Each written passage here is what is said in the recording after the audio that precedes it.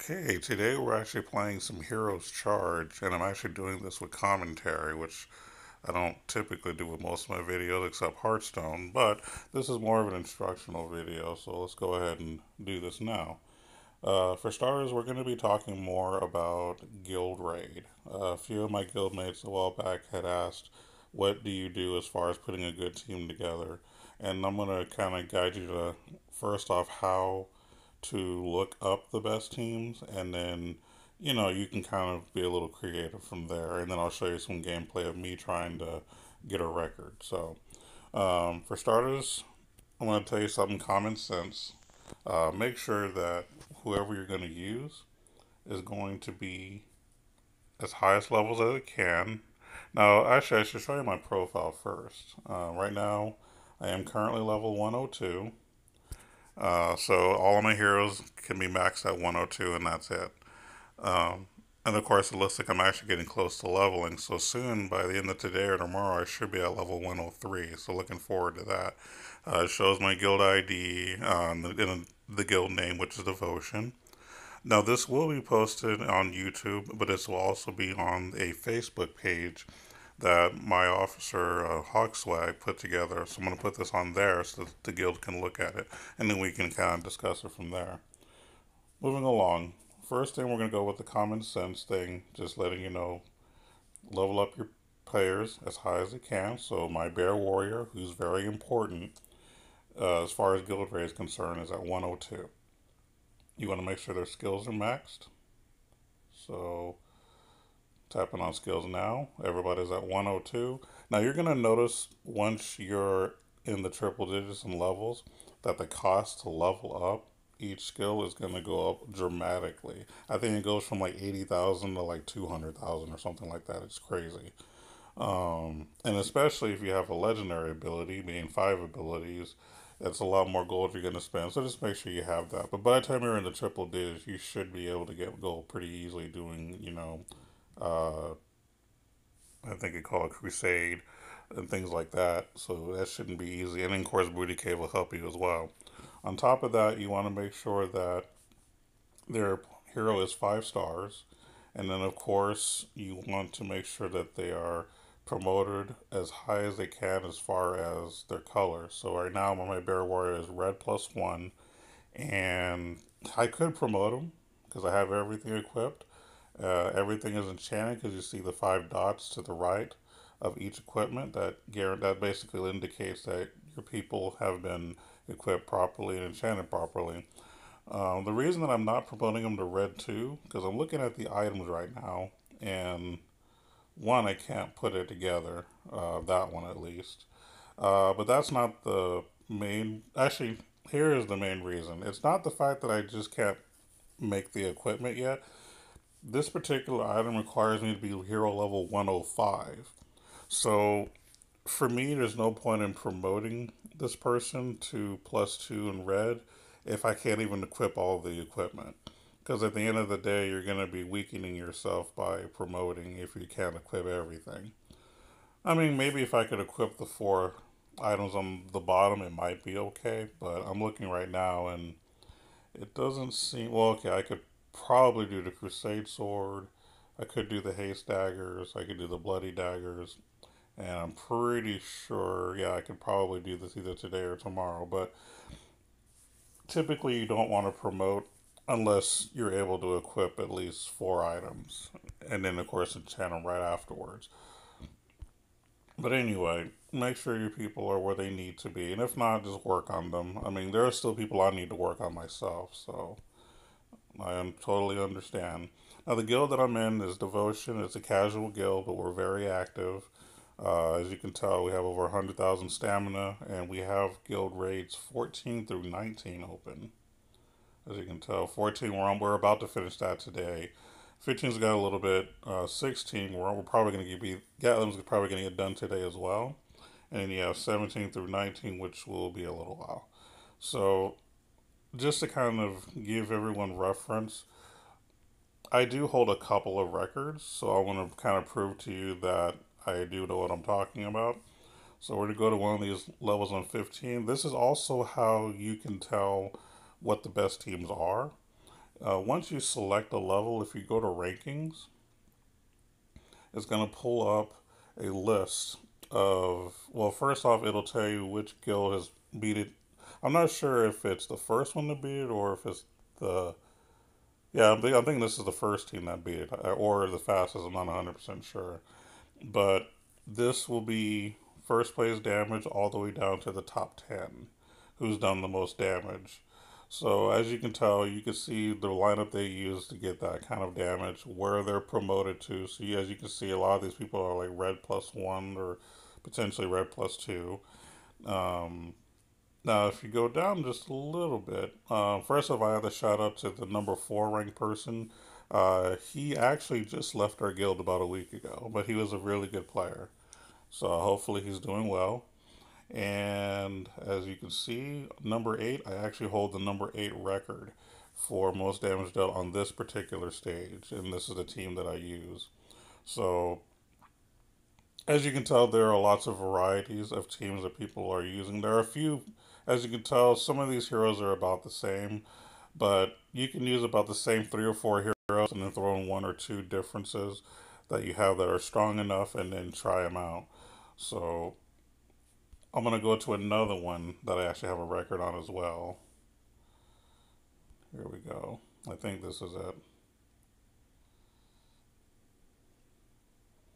Yep, I hold the number 6 record on this one using this exact same team that I have on the other one. So I try to kind of play with different teams. I look at what everyone else is doing, but then I look at who I actually have. Because some of these people, I have every hero in the game, but I don't have them all red +1 or anything like that. So I kind of have to be a little creative to try to, get on the board for the guild. So I'll show you my team in action. I'm going to pick something that actually has a regular level, not a boss level. Because right now, the first two, I think, are just bosses. But these are the kind of stages, just the regular stages, that you can get a lot of damage in. So we're going to try to use my record team and see if I can get the top record here. To be honest, I doubt it. This is a pretty tough chapter. And a lot of the people on here uh, have a lot of good heroes that are just a lot stronger than mine. 4.9 million is going to be hard to beat. And there's number 7. He, again, was in my guild. He's actually really good at getting records as well. And a lot of the records that he has, he got while he was in our guild, I believe. I could be wrong, but I remember having some of these records when he was with us. So I'm going to try this. And again, this is the team right here. I believe it's Sorceress, Queen of Curse. I believe is that Depth's Voice or is that, I can't remember her name. I always get her and the Medusa looking lady that's in green mixed up. And then you have Cloudwalker, and then in the front you got Bear Warrior. This is basically my team for raids. Now, when you're doing bosses, your teams are going to be slightly different. Another thing to keep in mind too is read some of these abilities. Now, with these, you don't have to worry about too much, but there'll be some of those giants or dragons that have certain immunities. If they have certain immunities, you want to adjust your team. But here's my team in action. I'm hoping to deal at least 3 million, to be honest. I'm going to keep it on autoplay as well. So I'm going to turn that on as soon as it gets started. Auto fight, there you go. Now, this is the only game that I'm probably going to be putting on my channel that doesn't have music or sound background. Um, I don't really care for the music in this game. I really don't. And when I'm not a fan of the music of what I'm playing or the sounds, I typically just mute it. When it comes to gaming in general, I'm I'm kind of a picky person in terms of like when I say if a game's good or not, it's just not about gameplay or graphics, but it's also about the music too. Like the music put me in the mood. Is it exciting? Does it have its sad moments when it needs to? Things like that. Um, this particular game, this is just nothing special in terms of sound and music, so I just leave it on silent. But basically, what happens is Queen of Curse will put the little purple aura on them, which lowers their defense. And then if your people do their ultimate abilities at that same time that their defense is lower, you'll deal a lot more damage. Sorceress is really good on DPS. She's one of the newer heroes in the hot sale that came out a few months ago. When I saw her, I knew she was going to be good. Um, Cloudwalker, again, DPS, only because there's 5 enemies. If there weren't 5 enemies, then you wouldn't be as good. Bear Warrior just deals a ton of damage because of his ultimate and his legendary skill. And let's see what we did here. 3.8 million, not bad. Not world record, but it's definitely pretty good. And as you can see, Bear Warrior does over 900k, Cloudwalker over 800k. I can't think of the lady's name. I want to say it's Death's Voice, but I might be wrong. But she's doing over 800k, and Sorceress, the MVP, doing over 1 million damage.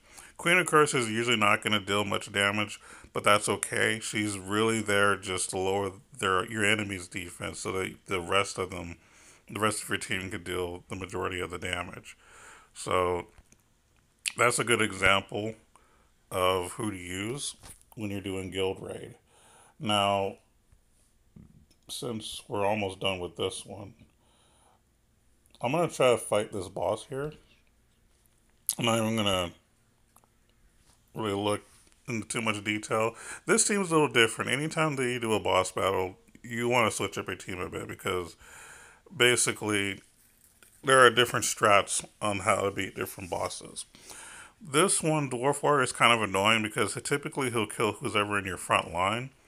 I am running Ancient Protector, I believe his name is, in the front. He puts up a little vine that basically keeps him from doing his ultimate and smashing you to death, which then leaves your other team members to stun him and do whatever they have to do to keep him back so that none of your people die.